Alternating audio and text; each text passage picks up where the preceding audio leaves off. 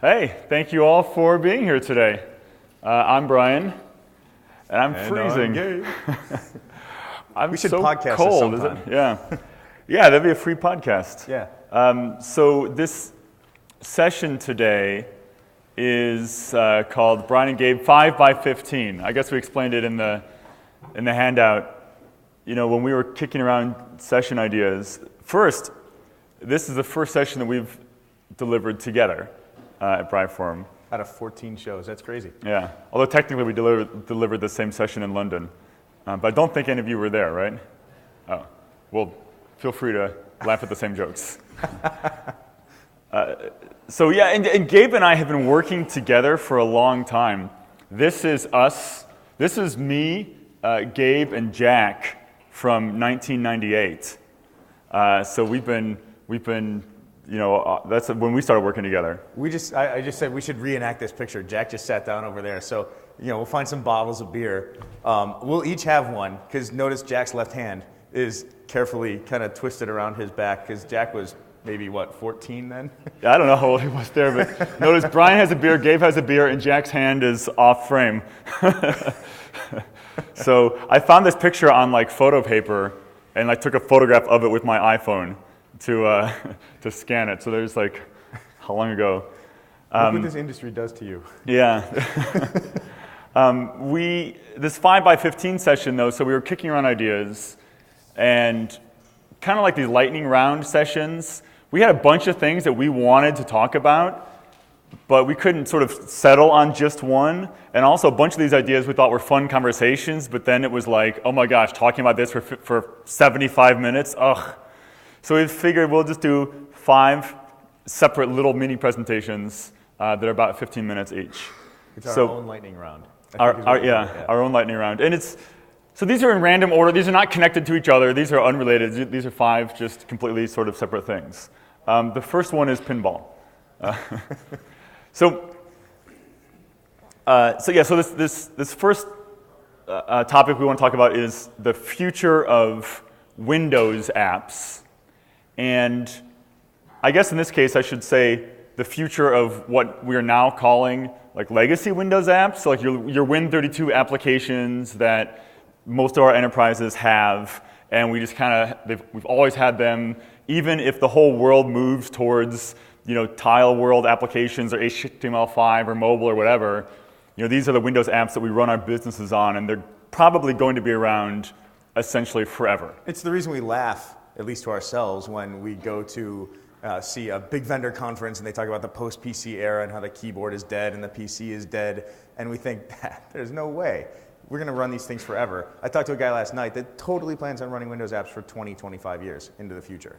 And now that's obviously not entirely Windows, that's supporting legacy applications and things like that, but the post-PC era is that's the more subtext. Overwhelming than I think it really is going to be. Whenever anyone talks about post-PC era, keyboard is dead, laptop is dead, all that kind of stuff, they're really saying Windows is dead.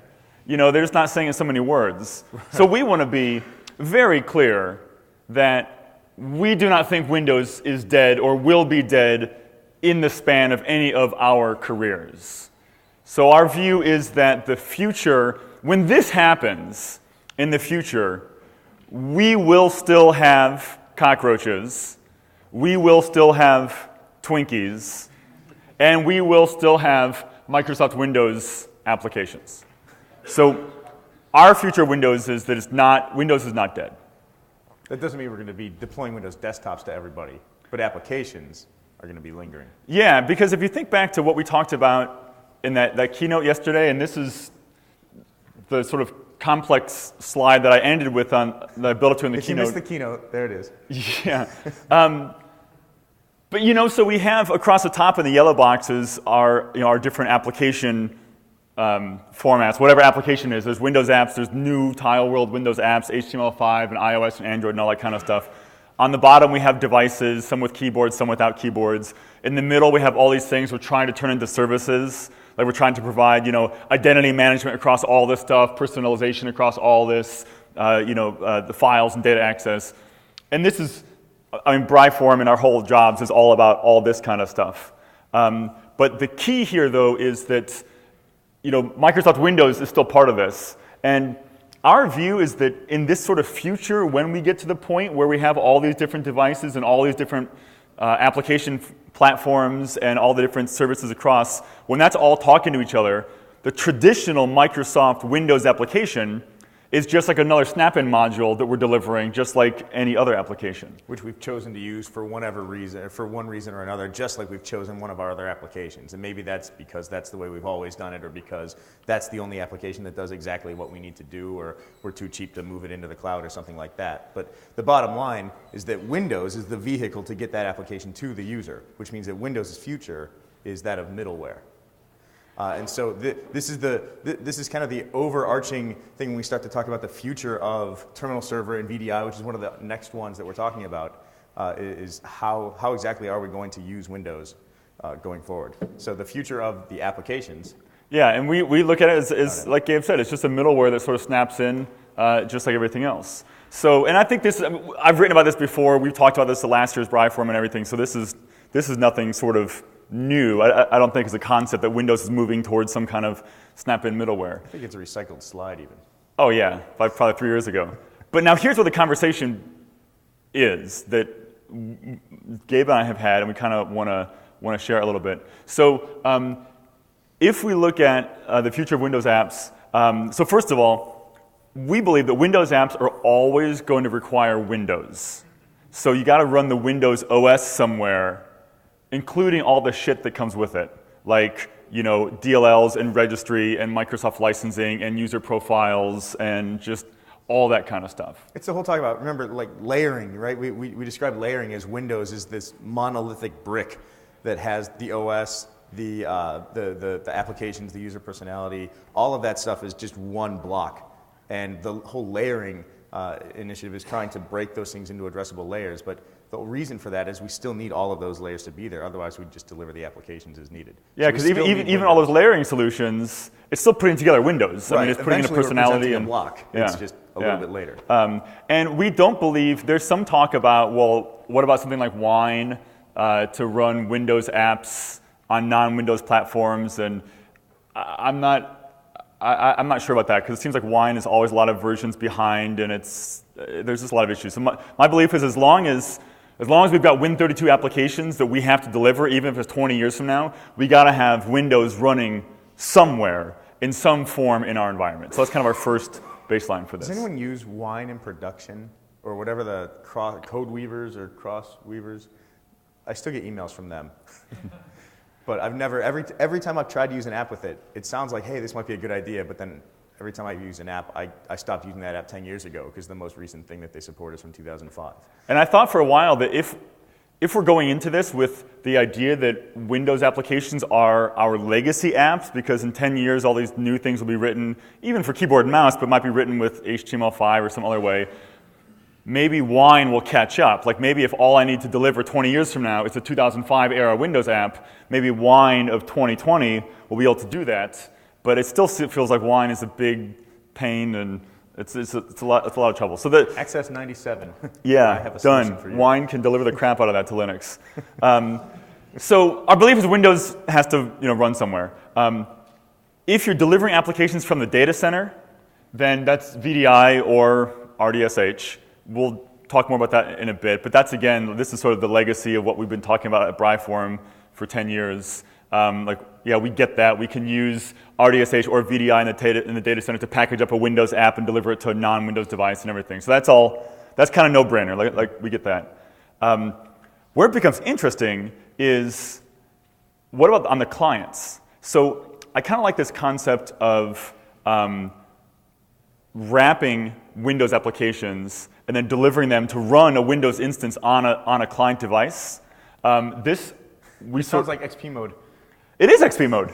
I mean, frankly, because it is. But XP mode, like Windows needs Windows somewhere, And so in my mind, this is maybe even like the future of like type 2 hypervisor environments. So if you look at like, Citrix has the player for Mac, there's Mocha 5 doing this kind of stuff.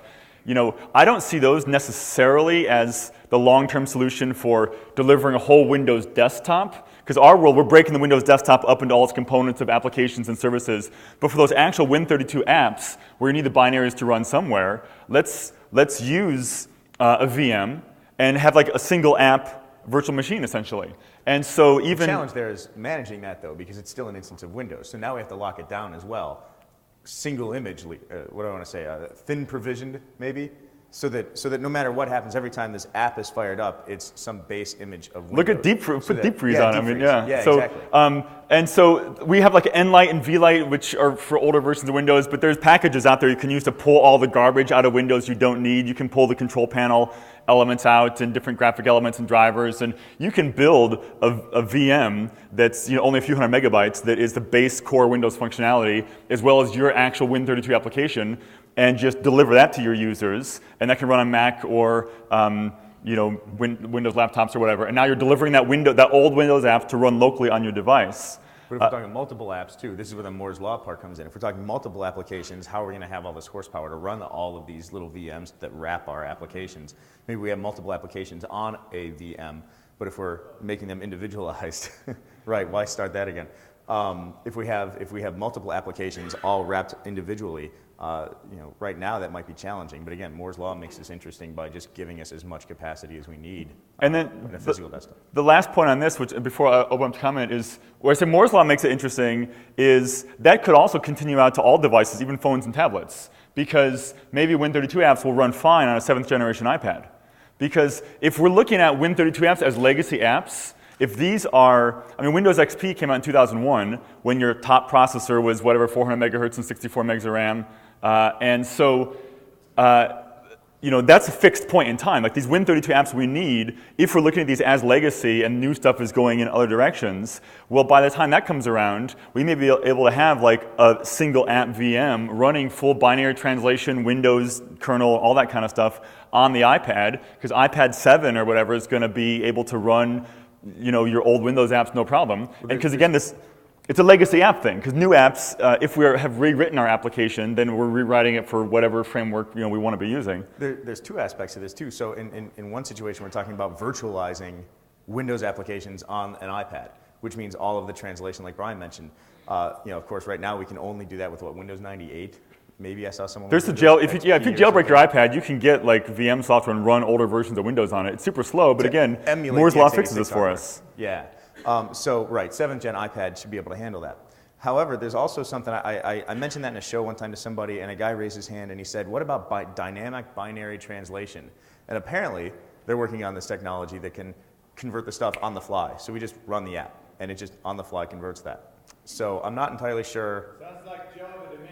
Yeah, who knows how it's going to work. He seemed very convinced. However, I have yet to see the documents he promised to send me. But anyway, dynamic binary translation, if you look it up, it seems to exist. I don't know. This is, again, though, 10 years in the future. And that's the thing. So to kind of summarize the idea about the future of Windows is, if we have like greenfield environment or designing apps from scratch, we're going to write them for whatever platforms we need. We might write them to be, even if they're keyboard and mouse apps, we might write them to not be platform specific. This is the existing legacy applications, put them in the data center, or wrap it as a single app in a VM and put down onto a laptop. And I think even moving forward, we can wrap single app VMs and put them on iPads because we'll have enough power, and hopefully the licensing will be figured out in the next 5 years or whatever. So I don't know if there's any thoughts or comments on that, but that's our presentation on future Windows apps. Comments? I don't think that Moore's Law is advancing in the same way that it used to advance because of issues related, to sizes, multi-cores, and battery life and stuff like that. To be honest, maybe I have vested interest, but I just don't see the value of the future of putting it on the endpoint device versus getting it from the. And to be clear, I'm not saying that we have to do that, right? Like we can do it today by delivering via VDI or RDSH, but it seems to me that always connected will be solved before we will have the ability to really run it well on the endpoint devices, and it just seems too much of a hassle. All right, so we'll take that 5-year, put a stake in the ground and see what happens. But yeah. But again, that's just one of many ways to deal with Windows apps in the future too. Yeah. Because we mentioned RDSH, VDI; those are part of it as well. Brian. Why?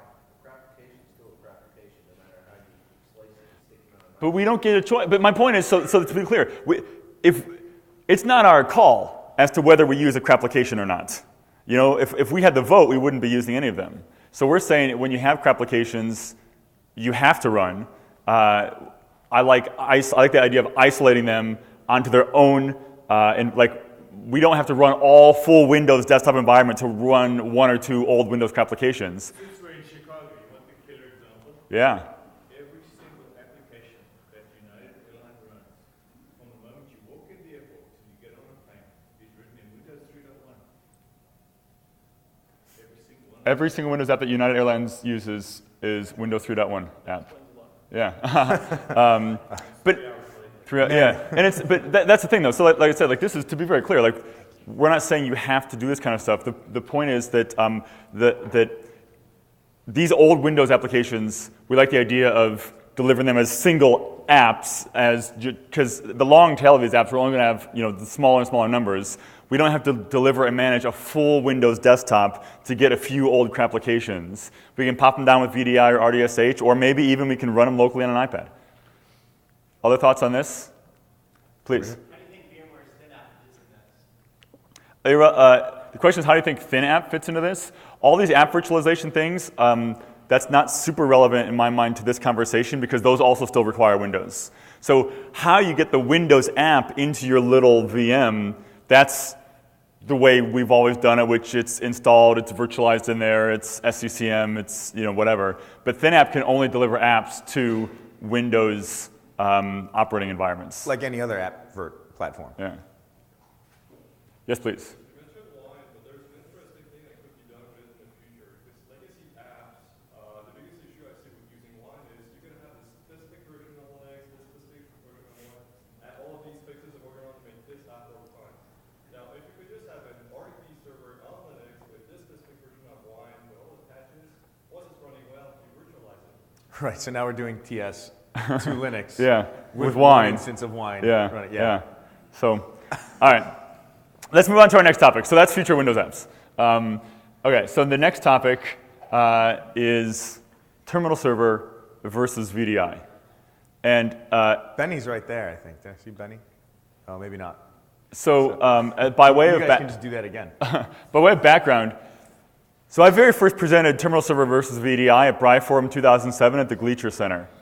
These were the days. These pictures don't show well on the screen, but like I was VDI, like the kid, and Benny was wearing a three-piece suit. He was terminal server, and it was like I'm a Mac, I'm a PC. It was in that era, so we were arguing VDI versus terminal server, and the gist of that was VDI was too risky and complex in 2007.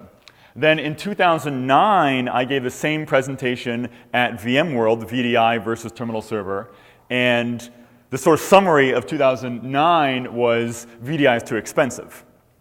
And I thought I'd never give this again, which I managed to hold off until 2011, when at BriForum again, I gave VDI versus terminal server, and the summary of that was, let's use terminal server for shared desktops or for non-persistent, and then VDI for the persistent desktops. And because that's the thing about this whole VDI versus terminal server conversation. These are both about, you have a traditional desktop sitting on a desk. You decide instead we're going to move that to a data center, and then the users experience it that way. So VDI and terminal server, it's the same thing. Like it's a remote Windows, right? So we're not talking about VDI and terminal server versus streaming or versus client VMs or whatever. We're talking about for the use case where you decide that the data center is the best place to run your applications or your desktop. Is it the VDI flavor? You're gonna, do you go the VDI flavor or do you go the terminal server flavor? And like I said, so the last time we gave this presentation 2 years ago, Every 2 years. That's right. All right. Wow. 2015, we'll be having this again. So 2013. Although this year we got them down to 15 minutes, as opposed to 75. Yeah. So because where I was going 2-3 years ago, I wrote this article in 2010 called "The Inverse Bell Curve of Terminal Server." This stuff is going to be huge again.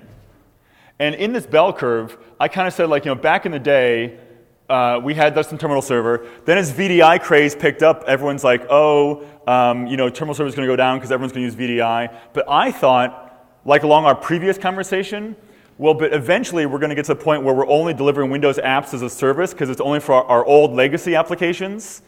and all the new apps or whatever are written on devices or cloud, HTML, something like that. So I thought, well, once we get to the long tail of Windows apps, and it's only a few Windows apps here and there, then why not just throw all those on terminal server, because we get better density, and just serve them all out as seamless windows off a terminal server. This is 2010, right? So 3 years ago I was saying, so I think that now, at that time I thought that terminal server would have, like its best days in fact were ahead, because once we get to long tail, it's just going to be all terminal server. And you can do it on Azure now. So this is 3 years ago, but now I'm flipping again, and I wrote an article earlier this year saying, will single app desktop VMs replace terminal server in the future? So now I'm wondering, this is again just for the use case where I want an app in the data center. Instead of messing with terminal server, maybe we just have like a single app VM, still seamless Windows, right? It's just seamless Windows back to Windows 8.1 or something like that. 3 years ago, when we had the inverse bell curve article up on the site, at that point in time, there was still a very big gap in terms of density and cost for terminal services versus VDI, which is how you ended it at VMworld in that presentation. So in 2010, that still carried through. Now, you look at the theme of the keynote that you gave and what we've been talking about lately, and we see that the gap in terms of density and cost is narrowing. And plus, there's benefits to deploying VDI over terminal services, both for us and for the end users. And so we look at all of that coming together. And yeah, because it was a cost thing. I mean, it's a cost thing. But now Moore's law is making it, as Gabe said, that running a lot of VMs, especially VMs that are identical, because this is a great use case for non-persistent VMs. Like a user needs to connect to an old app, spawn it up, they use it, they destroy it at the end. If you're using a desktop OS for that, that means there's only one OS for us to deal with, whether it's patching, management, installation, the way that works. Even though I'm an old school terminal server guy, if I had the choice to put all my apps on Windows 7 or all my apps on Windows 7 and RDSH, of course I'd only choose Windows 7 if I had the option. So if we go back to using single instance or single app VM instances, then we get that same kind of thing. We have the familiar OS for the users, familiar OS for IT to manage, because it's the same skill set for admins to manage Windows 7 VMs as it is for desktops, as opposed to terminal services require an additional skill set. Servers and application compatibility and things like that. And then the final sort of bit on that is if we're doing these like single app VMs, we don't have quite the same complexities around like profiles and personalization and lockdown and all that kind of stuff. Because the reason that personalization and lockdown and all that is complex historically is because the whole Windows desktop, that was the user's entire life. Everything from IT we delivered was that Windows desktop. They needed to be able to install apps into it, but in a secure way, and we didn't want them to have admin rights. We had to patch it and all that kind of stuff. If we're doing single app VMs that are like seamless Windows, we don't really have to worry about user profile stuff, maybe just the specific keys they need to make the application work. That can be a completely locked down VM, like totally policy tight, no admin rights and everything, because they're not doing anything on the VM, like Windows-wise. It's to the VM is just the framework for the application that they're getting. So.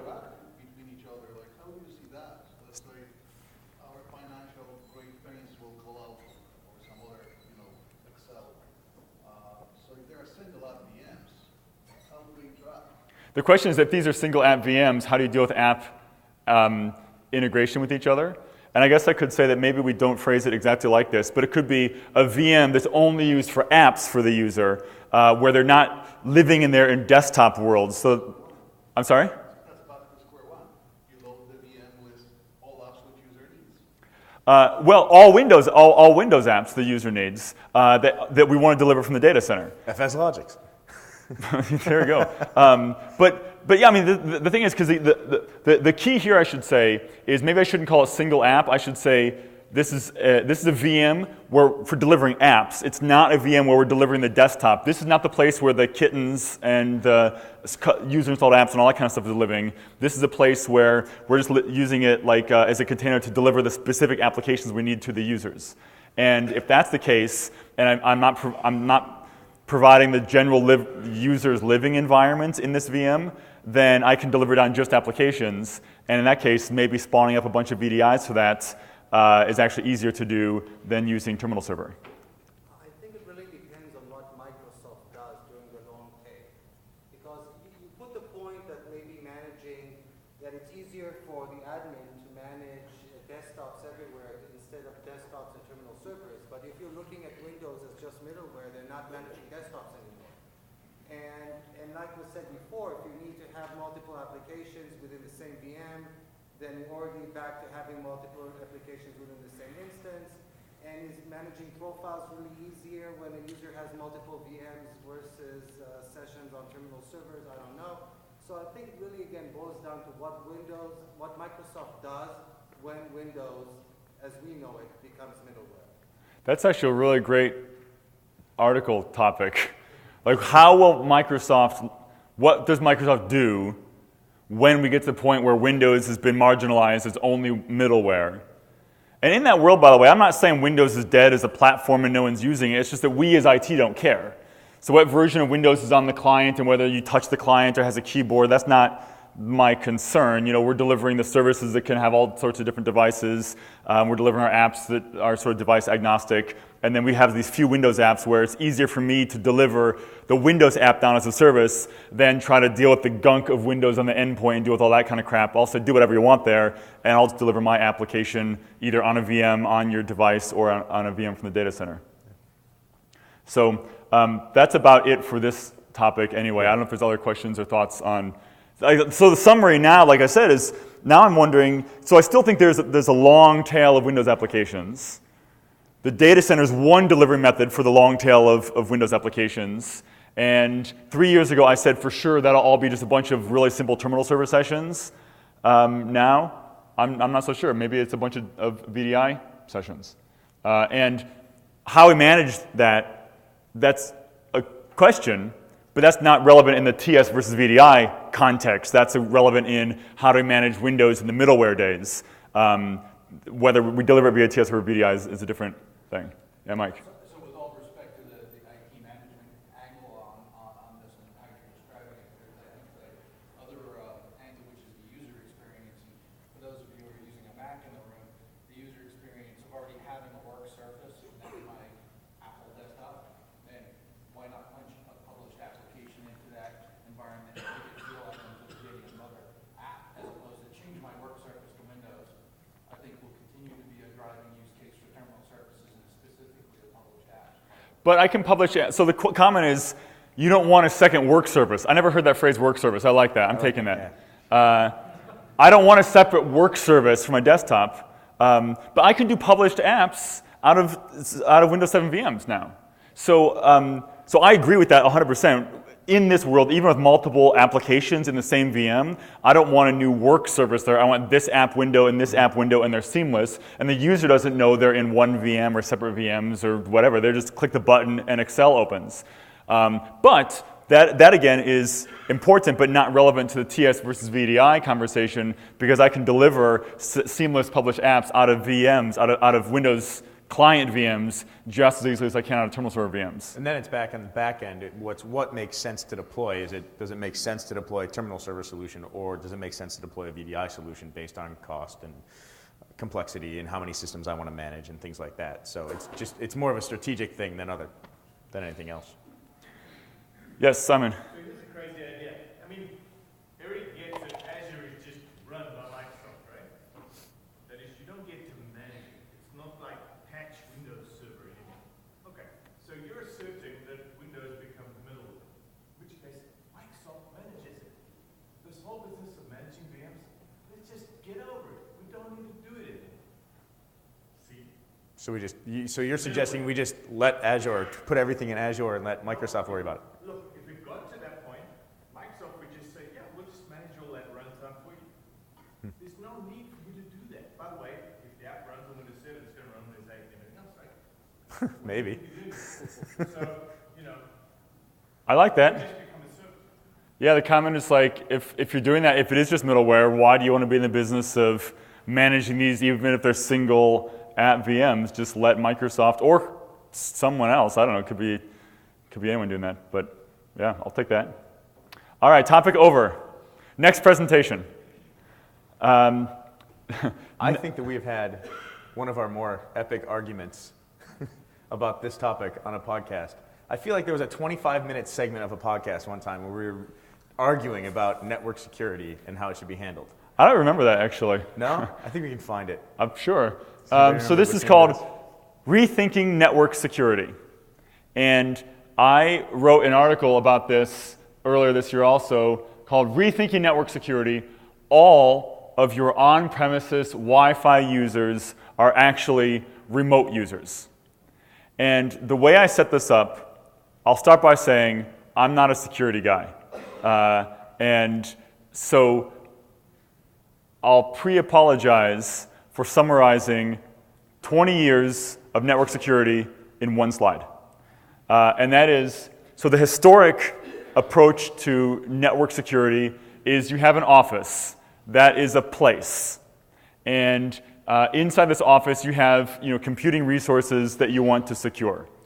Now you have users. Some of the users are inside the office. Some of the users are outside the office. We have to obviously make sure that only proper users get access to the resources we're trying to secure. So we draw a line around the office building and sort of define that as our security boundary. Now, obviously, we still have users authenticate as themselves and stuff once they're inside the office, but we treat users differently if they're on-premises, safe locations, safe devices inside the office versus outside the office.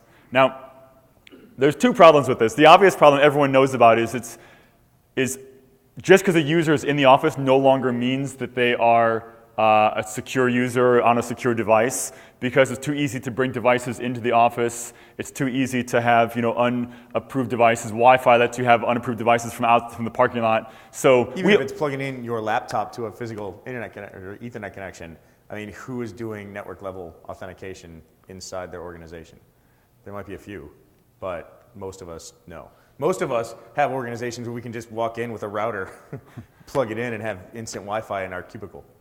So we have that makes a lot of assumptions that are dangerous to make. So yeah, so just right. Assuming that everything in the building is secured, that's a bad assumption. But the opposite is also a bad assumption today. Is if we automatically do not trust everyone who's outside of the office and make them jump through all sorts of extra hoops, then in order to sort of prove themselves and prove their devices first, that if there's too much trouble for that, then that causes the users to it sort of what do I want to say? It makes them more inspired. Elsewhere. Yeah, they go elsewhere. And like, we're great examples of this from so working for TechTarget now. Prior to working for TechTarget, we were our IT guys. So if we wanted a solution, we just got the solution. And now that we work for TechTarget, we're not IT people anymore. We're just regular rank and file employees. So we have to put up with, if we want to get to a local file or a file that's stored in the data center, we have to jump through this 1999 era VPN, connect into that, try to map drives through it, try to remember UNC paths and things like that if we need to get to something very specific. And so, what we did, we just said screw it, and we used Dropbox. And we have to be using some of these other web apps and stuff that the company provides, like the help desk, for instance. But in order to use that, we have to sign into the VPN, and the VPN's a pain in the ass. So we are among these outside people, and we still have to jump through so many hoops, especially because we're Mac users too, that it just isn't worth our while, so we find other ways to do it.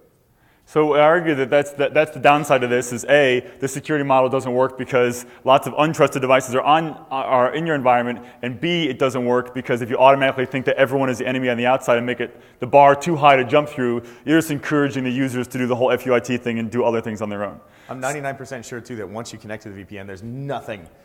You're just wide open to our network too. I don't know if Ray's in here. Sorry, Ray. But yeah, so we're guilty of both of these, and saying that once you've gotten through the red perimeter, have at it.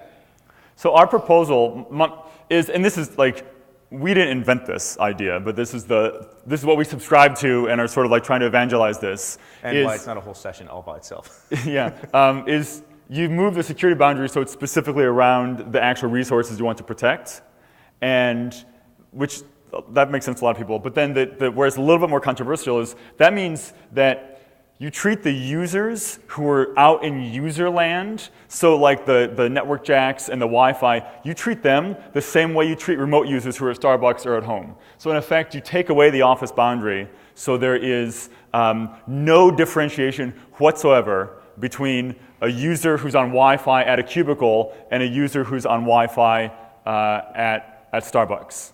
And doing that has a lot of advantages.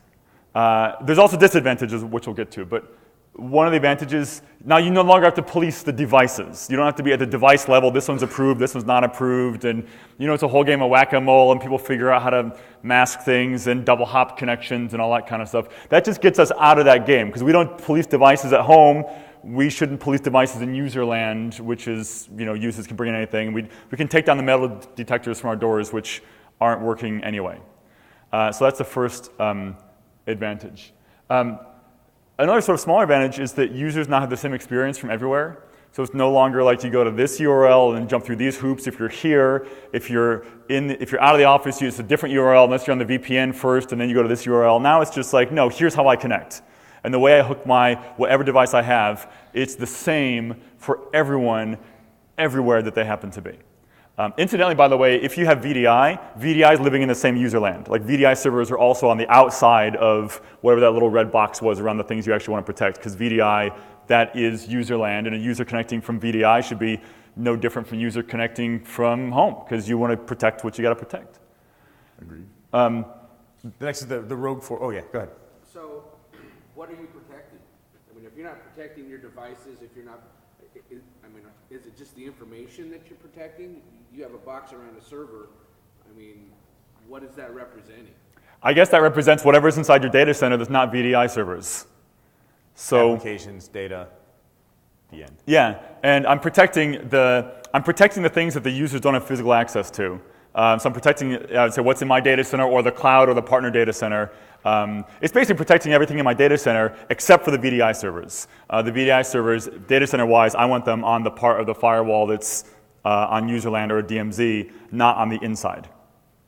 And the next is not worrying about rogue 4G connections. And a lot of these things you've probably heard us talk about in the context of the consumerization of IT, how we are losing control of what our users are doing because our users are becoming more savvy and they have more power and more tools at their disposal, although they don't have the knowledge of the implications of using all of those things. So in this case, we don't have to worry if they bring in a hotspot and bridge that over to the network and all of this. It just isn't. Because they can do that at home or Starbucks. So like we protect it at home in Starbucks, we'll just protect it the same way here. Like again, it's that game of whack-a-mole where we're always trying to protect against yesterday's threats and like, oh, they got the rogue connection, now they're going to do this, everything. If we put our protection around the data center, then let them use all the 4Gs they want. We don't care.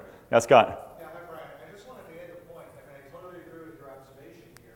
There's actually a whole other side to this, which also invalidates the physical perimeter of the data center. That's all the cloud services that we're using on the server side.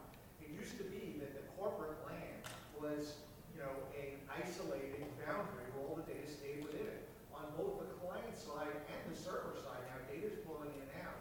You have to secure end-to-end services. You can't depend on the physical boundaries. Yeah, I agree. And I actually took out some stuff of this, which I talked about last time, which was that this means I had that red box in the data center, but now that red box can be a partner, a co-location, a cloud service. Mm-hmm. So now the users are accessing everything the same way, the services you're trying to protect, and they don't all have to be physically located in your data center. They can be wherever they happen to be.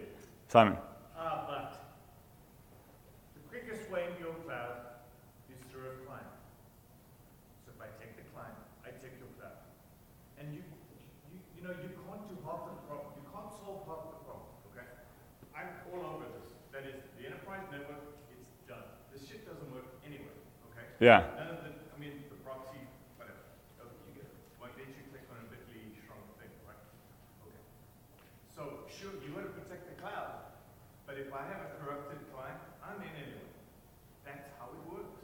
True, but that's also not relevant to this. I don't mean to diminish that. That's an important point. He said if I have a corrupted client, I'm in regardless. But that's possible. But my point is that, yes, true, a corrupted client can, you're in, or someone takes, but the point is, that's a problem that exists today, and securing your building network doesn't solve that problem. Yeah. So I'm arguing, stop securing your building network. And so the proposal is, again, like I'm saying, you treat, like the Wi-Fi you have in your office is just regular WPA kind of wide open user, like wide open Wi-Fi. It's the same Wi-Fi you have at home or Starbucks. and your Ethernet cables, make them the same thing too. Like any security on that, just make it all wide open because you have security. It's an internet connection at that point. That gets us to the disadvantages. Is you're going to need more VPN licenses or whatever this thing is that's making that, doing the checks and the connections to actually get the users onto the secure side. So TechTarget's an example. We have 700 employees.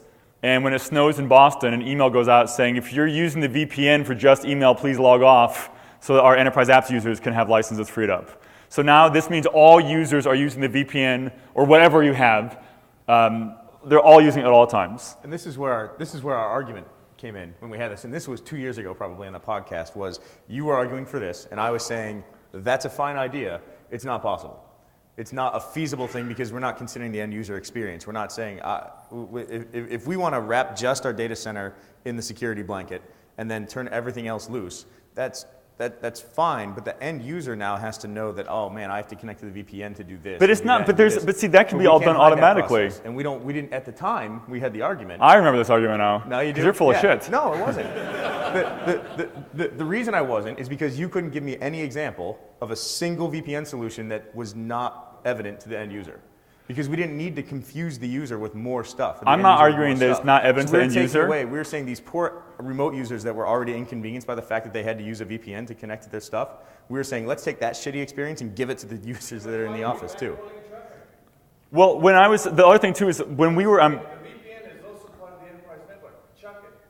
I'm fine with that. Yeah, like maybe it's no VPN, maybe that's the wrong thing. But when we were on Madden Company, we had a Citrix access gateway, and it just sat there in the corner, and I never thought twice about it. I didn't have to like log in and all this kind of stuff. Sure it was just there.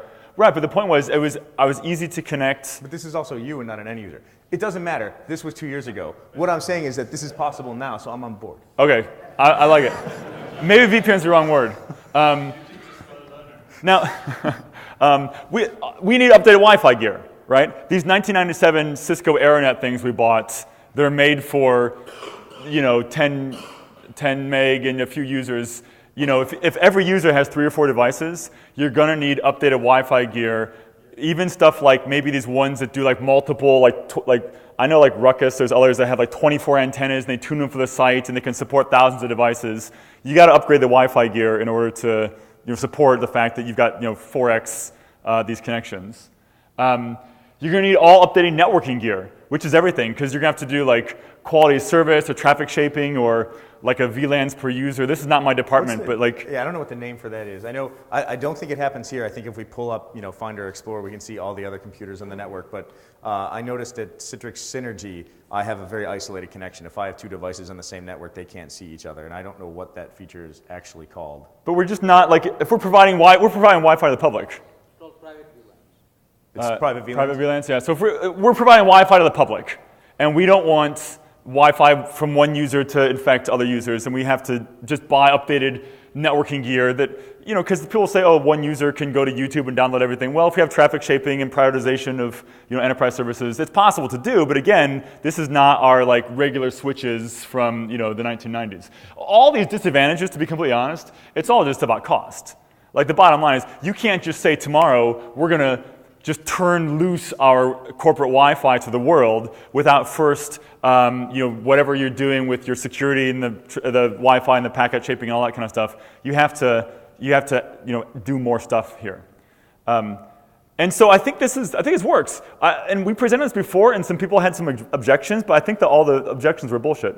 I want to look at these. Like one was called, sorry, you can't really see it. One guy says, but then one rogue user could take down the whole network. If I'm not securing devices, if I'm not securing and don't know who's what, and they can bring anything they want, and they're all on the Wi-Fi, one rogue user takes everyone down. And I say, hogwash, see previous slide, where you're buying more new, modern kind of technology.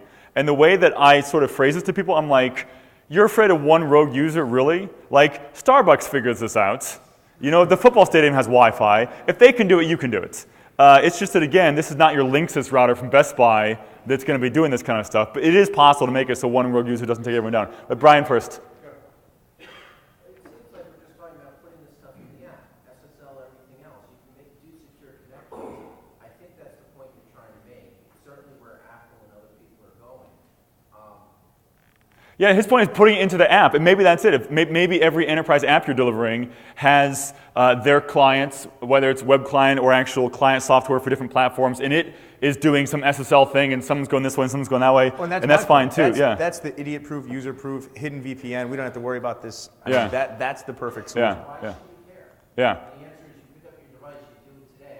Why should it matter? And you might still want some kind of like traffic prioritization or QoS, so that, like, again, to protect like users downloading porn all day doesn't take up too much network traffic from the apps you care about. So there's something you got to do on the back end a little bit too. But I feel like these are very solvable today.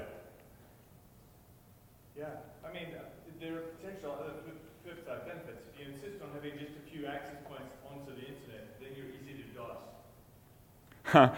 He says if you insist on only having a few access points to the internet to control everything, then you're just an easier target for denial of service attack. So that's a great thing. And you know what? When our office, when the internet goes down at work, I'm on my 4G. So it's like decentralized mesh. Another bullshit objection. Someone says, but how will I support all these devices? Because I'm not, yeah. And to Dan's point is you don't. The other related bullshit objection is I can never allow non-trusted devices on the corporate network. We have regulations, bring in all these non-trusted things, it'll be chaos. And I say, wait a minute. You provide access to users at home. And I'm like, yeah, so all those home users, you buy them a domain join corporate asset tag PC and give them a lease line back in your office? No. Okay. We've got 15 years of experience of supporting users doing work with your applications from untrusted locations and untrusted devices. This is just more of the same of what you've been doing. So whatever you've done in the past, like to Dan's point, yeah, how do you support these? You don't support these. But whatever you do for these users who are connecting from home for the past 15 years, you just do that, and you do that now for all the users. So that's the end of that. Questions? Yes, please. I've got to say, the more you talk about you need to buy more VPNs, you need to do this configuration either, it sounds like you're not even believing fully what you're saying if you think that a VPN is still a thing that needs to exist. If you have cloud services, those are publicly exposed to the internet, your data center, you should come to the point where you can believe that everything in your data center can be publicly exposed to the internet, and every server does all the authentication and protection and DNS prevention and everything on its own with SSL and everything, same way that all cloud services do. There's no VPN.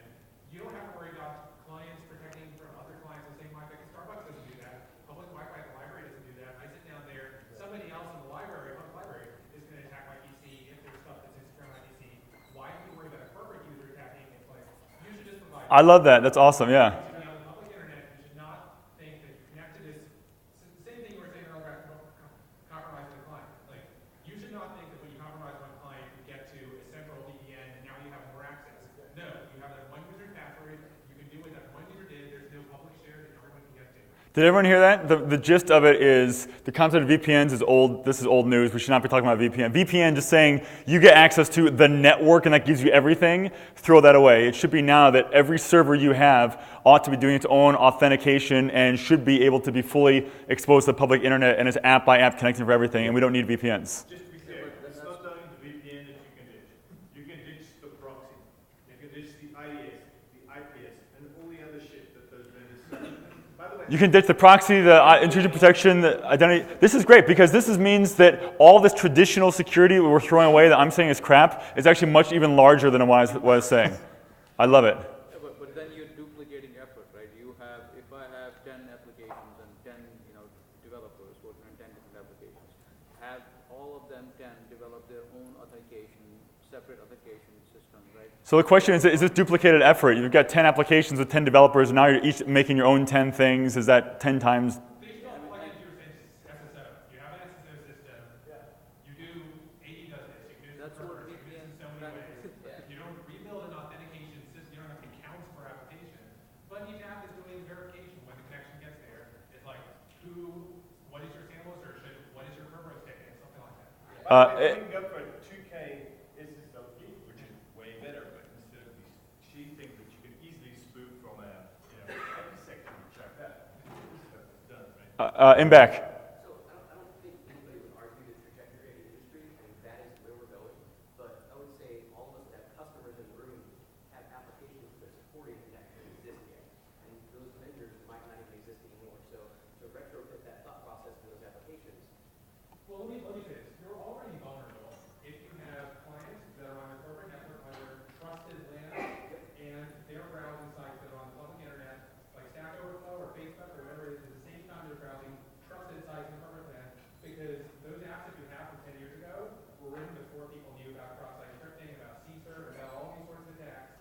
You have someone access Facebook and that gets compromised, Stack Overflow gets or NPC.com, that will start attacking their app. If you don't think you're secure to exposing that app to the public internet, you're not secure against your own clients inside the network. There's your tweet. If you're It's a matter of breadth of the attack surface. I agree with them, those old apps, and you're right, they're exposed. But how exposed are they? If you currently have lockdown that we have today, their exposure is less than if you go to completely open Wi-Fi capability. And I'm not saying it's not the right place to get to, but I agree, I think it's going to take a while to get to. To go with that, so you're saying that they're exposed. So a very simple thing would be to cloud environment, which is kind of the TS and RDS argument anyway, which is. And you would put them in Azure. And then make the user go in and off and get in, right? Yeah, okay. That's not a bad idea, right? That is another way of trying to. It's certainly part of the way to get there, but that's not to say that every app can go there. So the legacy apps are going to slow us down. I agree, it's the right way to go. Which we still have to deal with then in the old way. There is the issue. Yeah. You have to start realizing that the server's an endpoint too. You know, we all look at it and say, these are endpoints. And then we say, okay, now you're in our network. This whole network's an endpoint. It's not. Your application or your device, whatever it is, that server, that cloud that it's running on, is an endpoint. So you put your security around that. You log in, you SSO, whatever we're talking about. That's where you put it. But you refuse to see that as an endpoint, you're never going to get there. You're going to secure the cloud and secure the client. That's it. Forget all the other crap. Forget trying to secure the network. These old apps, you start collapsing that red box you have. Instead of that red box being around the entire data center, it's around a small section of your data center. And the apps that you can't do this for, you put in there and you still have to do VPN or whatever the hell to get in there to minimize your attack surface. It's just a matter of how fast can we collapse that red box.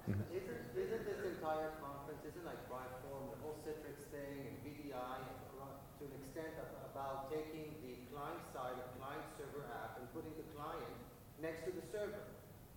So if you need to wrap it that way, then minimize the attack surface that way. Just put them both on the same device. That's the old applications that he's talking about, though. Yeah. Because we're not talking about client-server apps for the future. No, I'm talking about the Yeah.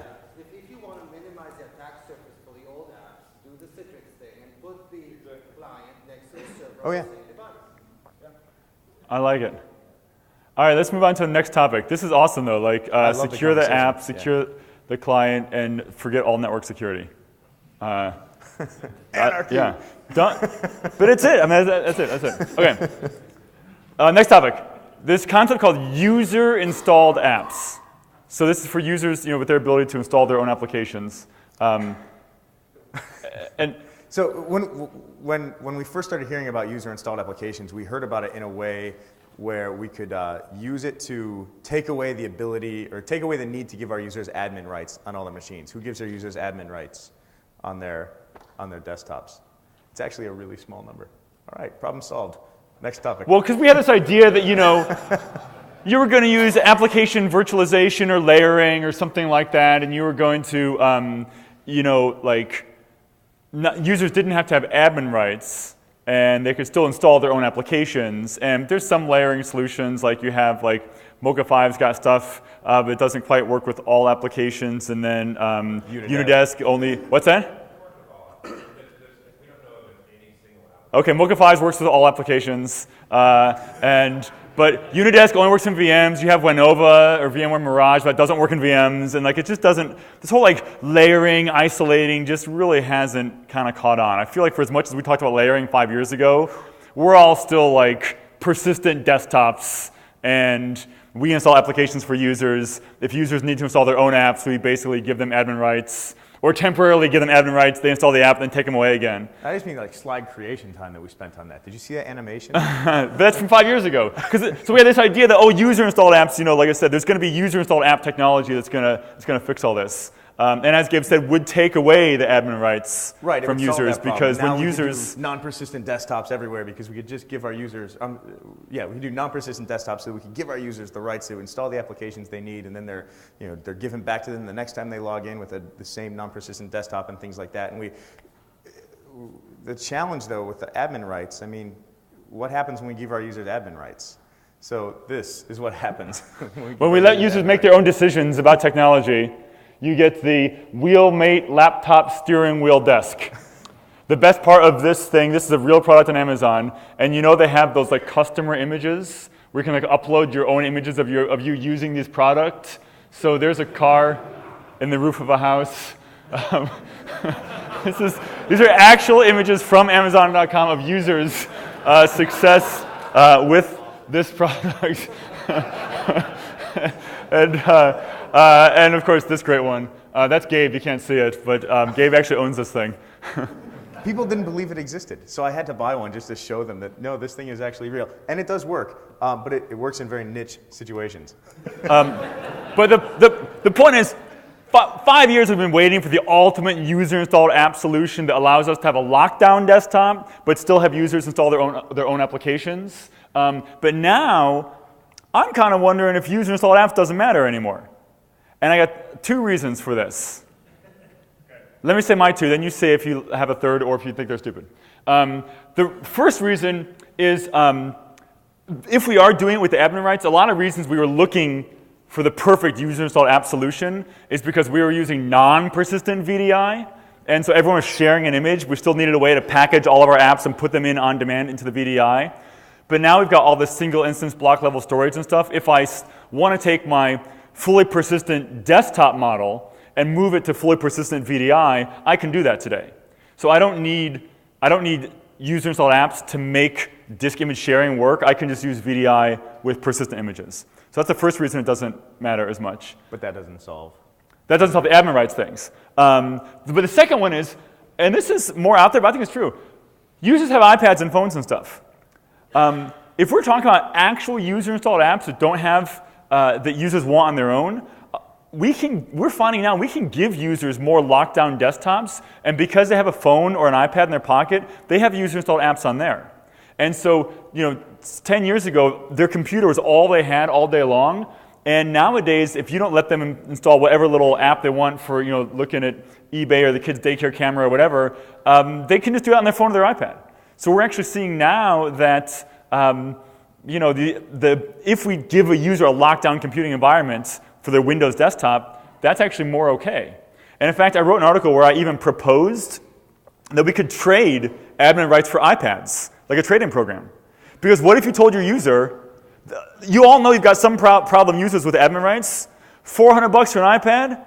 I bet there's something you'd pay your own pocket out of that. Like $400, I'll give you $400 for your admin rights. And if it means buying iPads for our users and saying, okay, the new solution is more lockdown, you can't install your own applications, but here's your iPad, right? And so between the fact that we can actually deliver persistent when we need to, and then we've got iPads and phones and stuff, I wonder if some kind of like magical layering, packaging, putting apps on demand into some shared image, that fantasy we've been waiting for a long time but hasn't caught on yet, I wonder if nowadays it doesn't really matter if we have that or not. Thoughts? Simon. Every single user in this room installs their own application. In fact, even users with the most lockdown world runs external applications all the time. Every single web page contains code.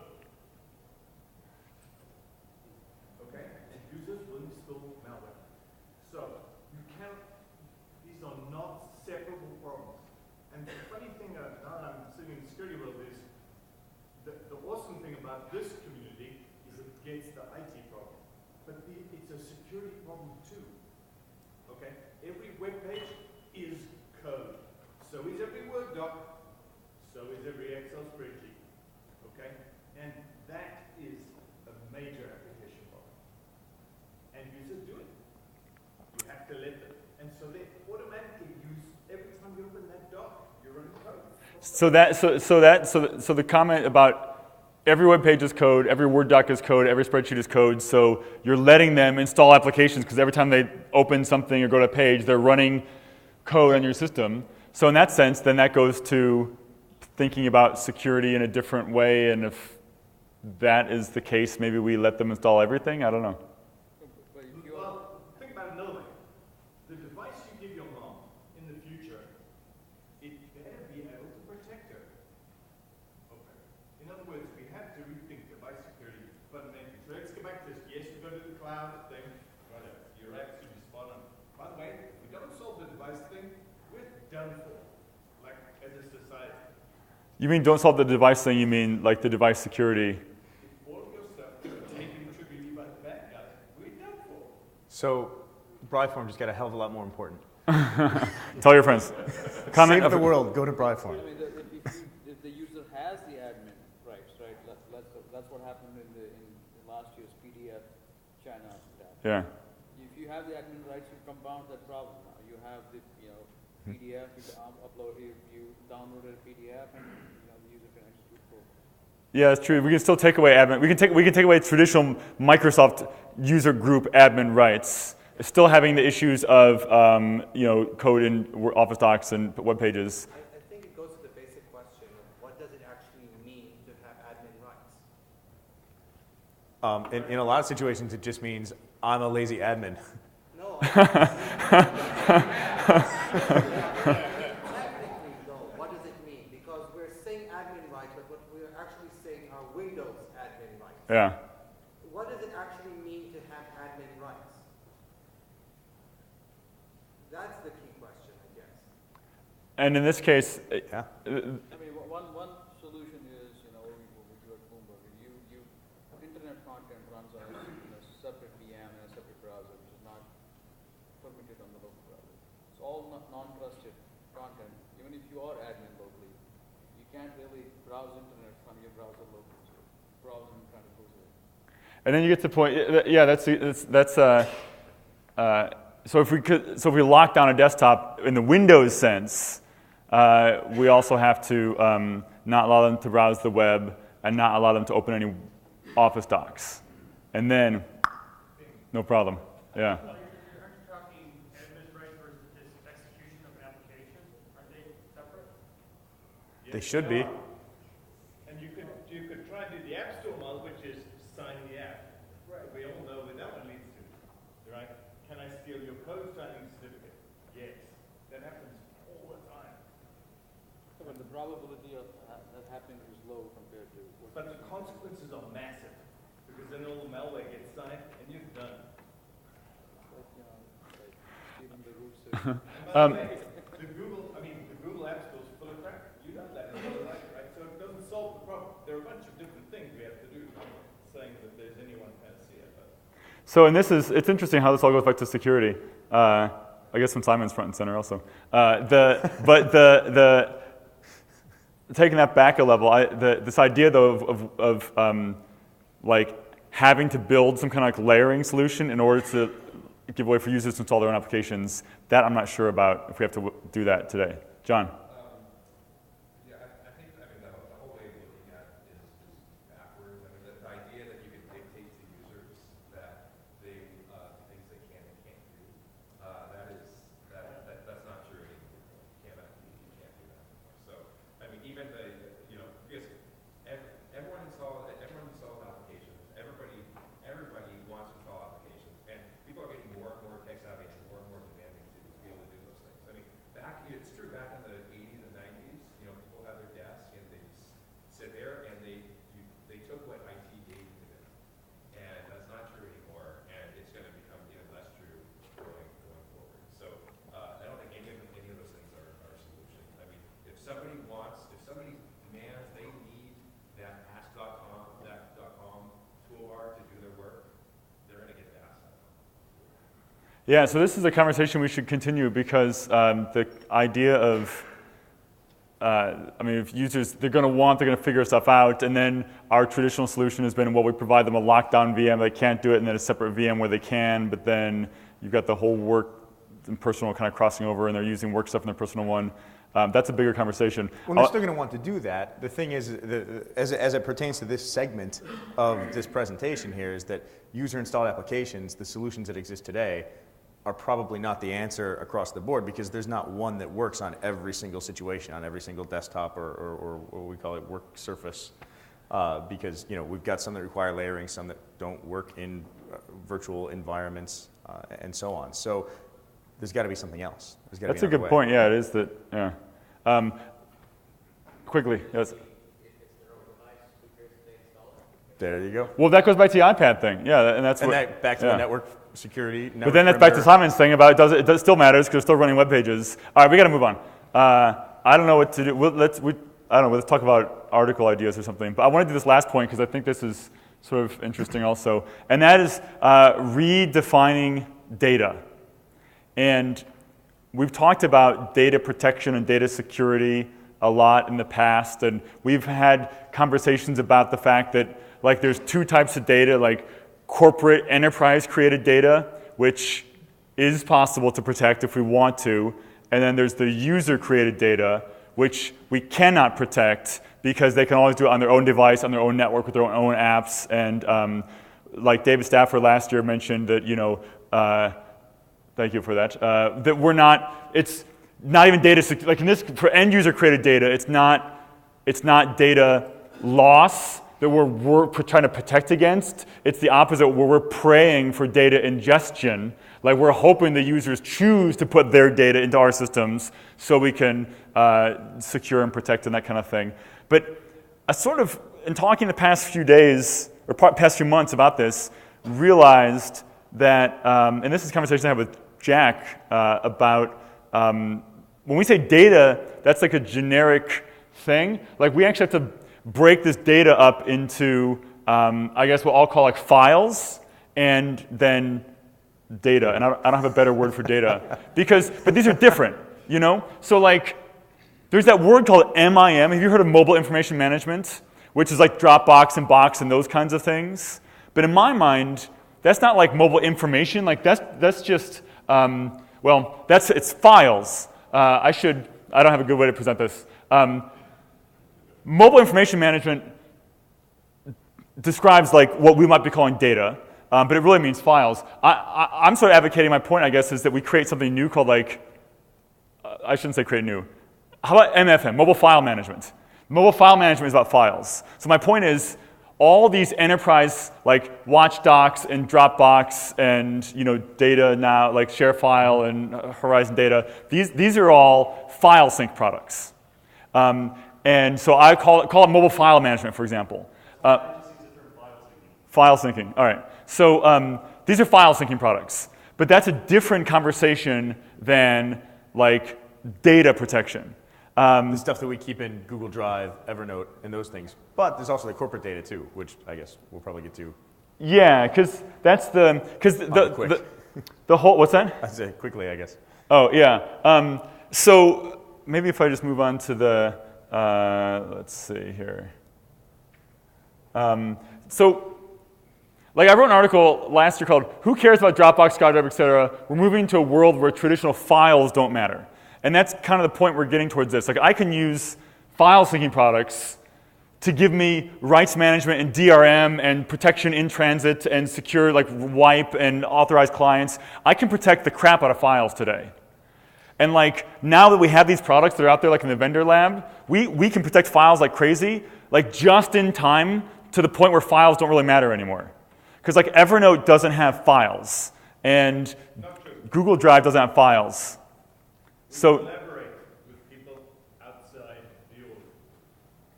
When you do that, it has to go in the clear, because otherwise you share password, and we don't do that today. So there is no way to collaborate securely. That's a fundamental problem, and we collaborate using files. well, but not necessarily, because I can share an Evernote notebook with you. We collaborate with Google Docs and adding you to the share to the Google Doc, and I never mailed you a file to do that. Yeah, but when I have to send something to... The transport mechanism doesn't matter. You send me a file in some way. You can send it to me using Skype or like that. And he can copy and paste it. A content, okay? And when you do that, it has to be in the clear because I'm not part of your org. That's the problem. Well, that's why I like to draw the delineation too, that just because data is so-called corporate data in the building, that we can't secure that because we have to, that it's only secure. If you don't send the file, let's say I send you a link to a file, like Dropbox.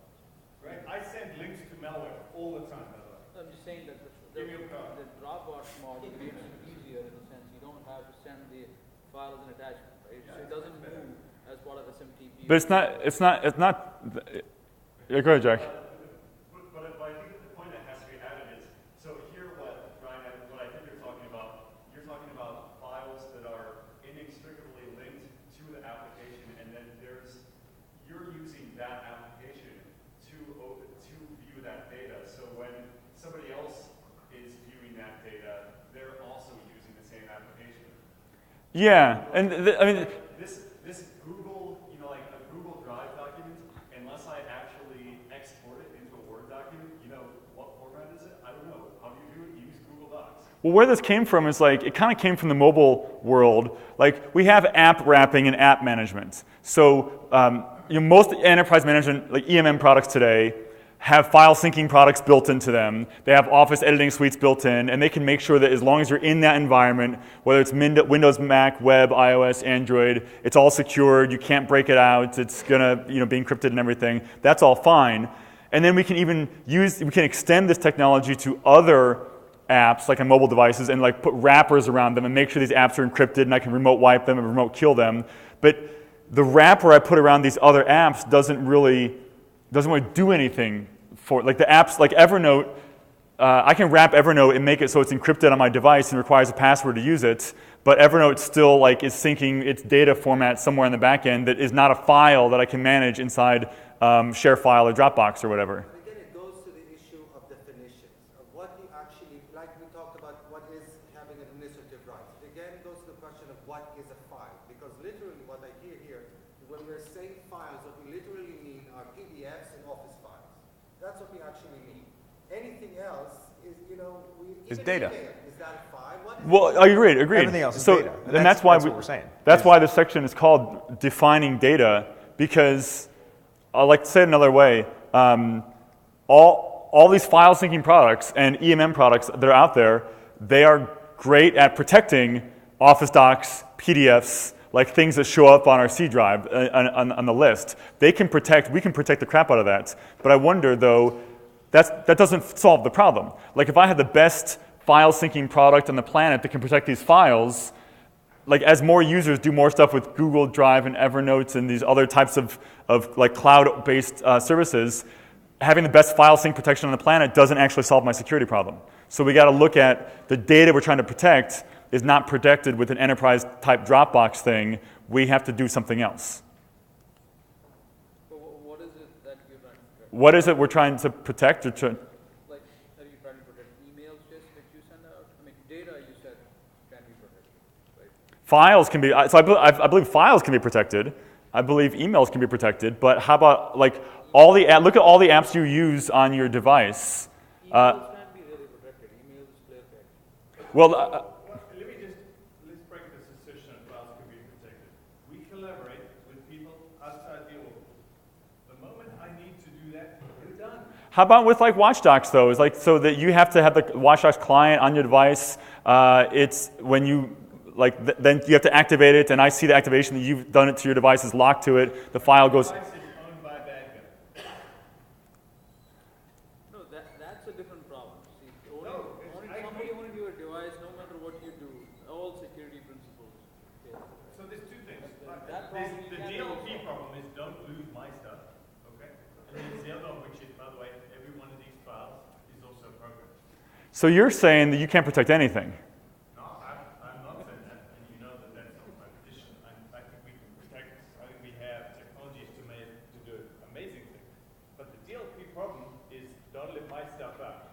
And the state of the art there is, run a regex over the content, try and find if it has something like an SSN or something, and then don't let it be attached to an email. It's a shitty $500 million business. Yeah, I don't like DLP. Like Horrible, right? And I agree with that. So we need to solve the problem the right way. And I think where you're heading is with essentially metadata, and Brian would go with this, rich metadata wrapped around files or objects, right? But you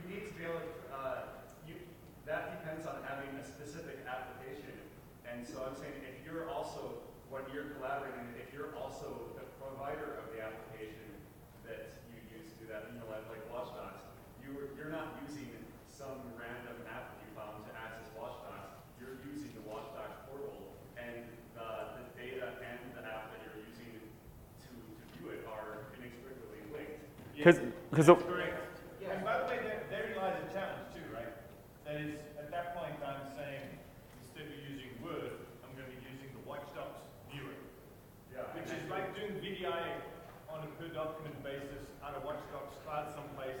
well, they use real Word on Windows and Mac. It's using their viewer on iOS, which what's your option? The Microsoft Word viewer on iOS is, yeah. Well, so we're out of time, but the point I still leave with, and we can continue, I guess, online, but protecting files, it feels like today everyone's going after protecting files, your Word docs, your PDFs, and that kind of stuff. And I'm saying that there's more to protect that's like proprietary data formats inside these cloud and inside these cloud applications that the watchdogs of the world can't touch. And I don't know how to solve that apart from getting Evernote to protect their stuff and Gmail to protect their, or Google Drive to protect theirs, and that doesn't hook into enterprise stuff. So I don't know what to do with that. And I still don't know what to do with that. There are new vendors for that. So like for Google Drive, for example, you got FlashPen on CloudBlock. What is this? They're more about policy application than they are DLP. So if I try and share a document out to somebody externally, I'll get this notification, right? Like warning, hey, what are you doing? So it's more, I think, more about policy, and I think it's more about policy application as we go to Drive and Skype. Yeah, and then Google, because with Google Drive, you also have like open APIs and a billion little clients for all platforms that hook right into it and can do everything. And there's no way for Fine, I'm gonna write those down. Hey, we gotta wrap. So that was our 5 little mini presentations. Next time we'll do 3. Thank you. Thanks.